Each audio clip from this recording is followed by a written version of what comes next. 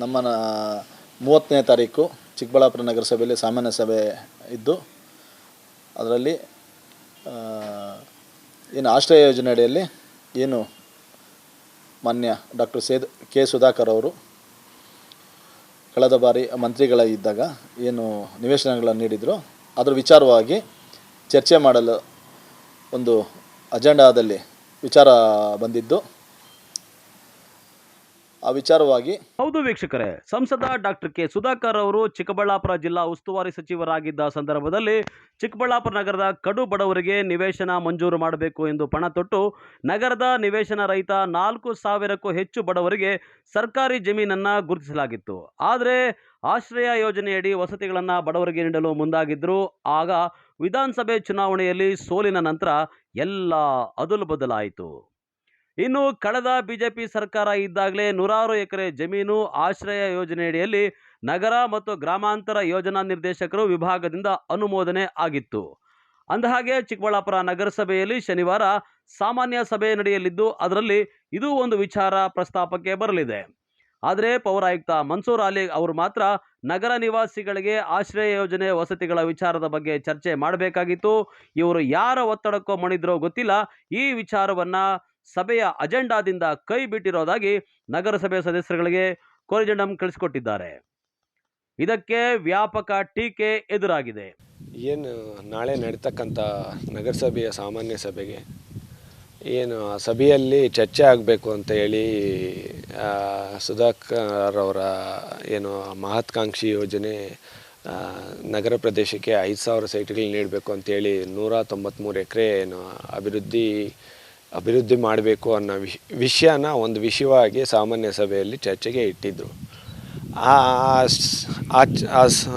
ಏನು ವಿಷಯನ ಅವರು ಚರ್ಚೆಯಿಂದ ಆಚೆ ಇಟ್ಟಿದ್ದಾರೆ. ಚರ್ಚೆ ಮಾಡಬಾರ್ದು, ಅದ್ರ ಬಗ್ಗೆ ಅದು ಸಭೆಯಿಂದ ಅದನ್ನು ತೆಗೆದಿದ್ದಾರೆ ಅನ್ನೋ ವಿಷಯ ಕೇಳಿದೆ.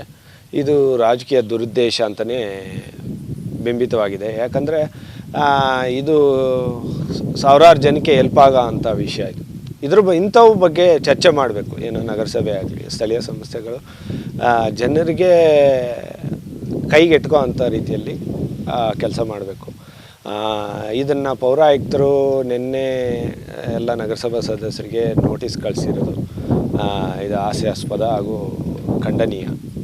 ಯಾಕಂದರೆ ಇಂಥ ವಿಷಯಗಳನ್ನು ಚರ್ಚೆ ಮಾಡಿ ಸಾಮಾನ್ಯ ಜನರಿಗೆ ತಲುಪೋ ಅಂಥ ಒಂದು ವಿಷಯಗಳಾಗಿವೆ. ಹಾಗಾಗಿ ಇಂಥ ವಿಷಯನ ಬಿಟ್ಟಿರೋದು ತುಂಬಾ ದುರುದ್ದೇಶ, ರಾಜಕೀಯ ಪ್ರೇರಿತ ಅಂತಲೇ ಹೇಳೋಕ್ಕೆ ಇಷ್ಟಪಡ್ತೀನಿ. ಹಾಗಾಗಿ ಏನು ಬಡವರು ಸುಮಾರು 3,000 ಚಿಲ್ಲರೆ ಜನರಿಗೆ ಹಕ್ಕುಪತ್ರಗಳು ರೆಡಿ ಇದೆ. ಅದನ್ನು ಅಭಿವೃದ್ಧಿಪಡಿಸ್ಬೇಕು ಅನ್ನೋ ವಿಷಯನ ಚರ್ಚೆ ಮಾಡೋಕ್ಕೆ ಇವ್ರಿಗೆ ಪಾಪ ಸಮಯ ಇಲ್ಲ ಅಂತ ಕಾಣುತ್ತೆ. ಇಲ್ಲ ಅವ್ರಿಗೆ ರಾಜಕೀಯ ಒತ್ತಡನೋ ಇರ್ಬೋದು ಅಂತ ಕಾಣುತ್ತೆ ಪಾಪ ಅಧಿಕಾರಿಗಳಿಗೆ. ಯಾಕೆ ಅಂದರೆ ಈ ವಿಷಯನ ಚರ್ಚೆ ಮಾಡಿದಾಗ ಮಾನ್ಯ ಸುಧಾಕರ್ ಅವ್ರಿಗೆ ಹೆಸರು ಬಂದುಬಿಡ್ತದೆ, ಆ ಕ್ರೆಡಿಟ್ ಅವ್ರಿಗೆ ಹೋಗ್ಬಿಡುತ್ತೆ. ಆಮೇಲೆ ಇದೆಲ್ಲ ಡೂಪ್ಲಿಕೇಟ್ ಅಂತ ಏನು ವಾದ ಮಾಡ್ತಾ ಇದ್ರಲ್ಲ, ಇವ್ರಿಗೆಲ್ಲ ರಿಯಾಲಿಟಿ ಗೊತ್ತಾಗ್ಬಿಡುತ್ತೆ, ಸತ್ಯಾಂಶ ಹೊರಬಂದ್ಬಿಡುತ್ತೆ ಅಂತೇಳಿ ಅವ್ರಿಗೆ ಗಾಬರಿ ಬಿದ್ದು ರಾತ್ರಿ ನಗರಸಭಾ ಸದಸ್ಯರಿಗೆಲ್ಲ ಏನು ನೋಟಿಸ್ ಕೊಡುವಂಥ ಕೆಲಸ ಆಗಿದೆ. ಇದು ಖಂಡನೀಯ. ದಯವಿಟ್ಟು ಪೌರಾಯುಕ್ತರು ಇದನ್ನು ಸರಿಪಡಿಸ್ಕೊಬೇಕು ಅಂತೇಳಿ ನಾಗರಿಕರಾಗಿ ನಾವು ಒತ್ತಾಯ ಮಾಡ್ತೀವಿ. ಇನ್ನು ನಗರಸಭೆ ಸದಸ್ಯರುಗಳಿಗೆ ಯಾವಾಗ ಪೌರಾಯುಕ್ತರು ಈ ವಿಷಯವನ್ನು ಸಭೆ ಅಜೆಂಡಾದಿಂದ ಕೈಬಿಟ್ಟಿರುವುದಾಗಿ ಕೊರಿಜೆಂಡಂ ಕಳುಹಿಸಿಕೊಟ್ಟರೋ ಅದರ ಪ್ರತಿಗಳು ಸೋಷಿಯಲ್ ಮೀಡಿಯಾದಲ್ಲಿ ವೈರಲ್ ಆಗಿದೆ. ದೊಡ್ಡ ಮಟ್ಟದಲ್ಲಿ ಈ ವಿಚಾರ ಚರ್ಚೆಗೆ ಗ್ರಾಸವಾಗಿದೆ. ಸಾಮಾಜಿಕ ಮಾಧ್ಯಮಗಳಲ್ಲಿ ಈ ವಿಷಯ ಚರ್ಚೆ ಆಗುತ್ತಿದ್ದಂತೆ ಈ ವಿಚಾರವನ್ನು ಯಾವುದೇ ಕಾರಣಕ್ಕೂ ಕೈಬಿಡೋದಿಲ್ಲ, ಸಾಮಾನ್ಯ ಸಭೆಯಲ್ಲಿ ಈ ವಿಚಾರವಾಗಿ ಚರ್ಚಿಸುವುದಾಗಿ ಅಧ್ಯಕ್ಷ ಗಜೇಂದ್ರ ಹೇಳಿದ್ದಾರೆ. ನಮ್ಮ 30ನೇ ತಾರೀಕು ಚಿಕ್ಕಬಳ್ಳಾಪುರ ನಗರಸಭೆಯಲ್ಲಿ ಸಾಮಾನ್ಯ ಸಭೆ ಇದ್ದು ಅದರಲ್ಲಿ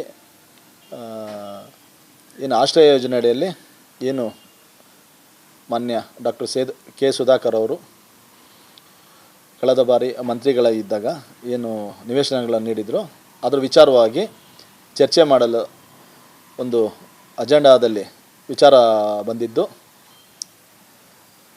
ಆ ವಿಚಾರವಾಗಿ ನಾಳೆ ಸಭೆಯಲ್ಲಿ ಮುಂದೂಡಲಾಗಿದೆ ಅಂತೇಳ್ಬಿಟ್ಟು ಕೆಲವರು ನನಗೆ ಗಮನಕ್ಕೆ ಬಂತು.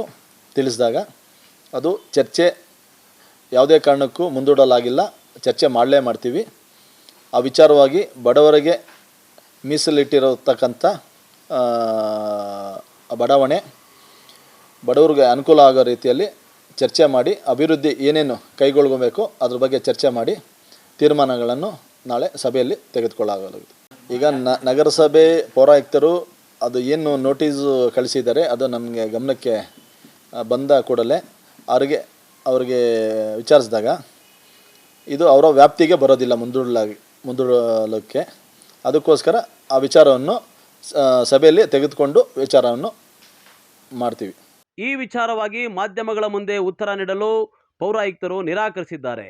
ಯಾಕೆ ಎಂಬುದು ಈಗ ಯಕ್ಷ ಪ್ರಶ್ನೆಯಾಗಿದ್ದು, ರಾಜಕೀಯ ಒತ್ತಡಕ್ಕೆ ಮಣಿದಿದ್ದಾರಾ ಎಂಬ ಪ್ರಶ್ನೆ ಸಾರ್ವಜನಿಕರಲ್ಲಿ ಮೂಡಿದೆ.